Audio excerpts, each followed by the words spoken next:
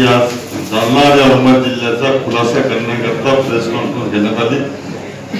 त्यामध्ये त्यांनी मला वाटतं संपूर्ण खुलासा केलेला आहे।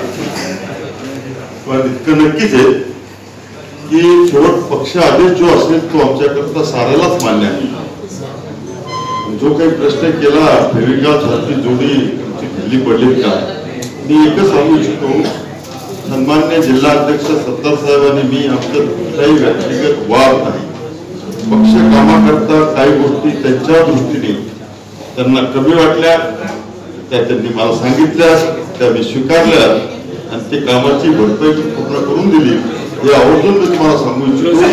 पण त्यामध्ये बरेच मध्यंतरी महिना 2 महिने यापूर्वी मीडियामध्ये वेगवेगळ्या बातम्या येत होत्या।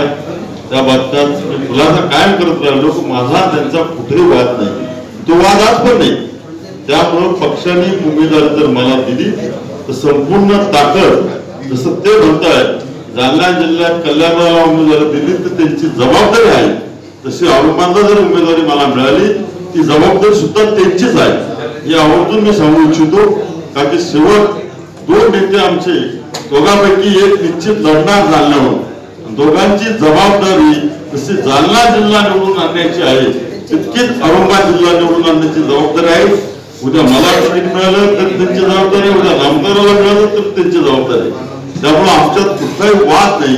शेवट अंतिम निर्णय हा राहुलजी गांधी असेल, आमचे महाराष्ट्र प्रधान अशोकजी चव्हाण असेल, राष्ट्रवादीचे अध्यक्ष माननीय शरद पवार असतील, जो काही निर्णय घेतील तो निर्णय शेवट पक्षाचा आमच्यावरती बंधनकारक आहे याचा खुलासा माननीय जिल्हा अध्यक्षांनी केला। त्या खुलासाला मी सुद्धा माझं सहमत आहे एवढं सांगू इच्छितो। पण आमच्या उमेदवार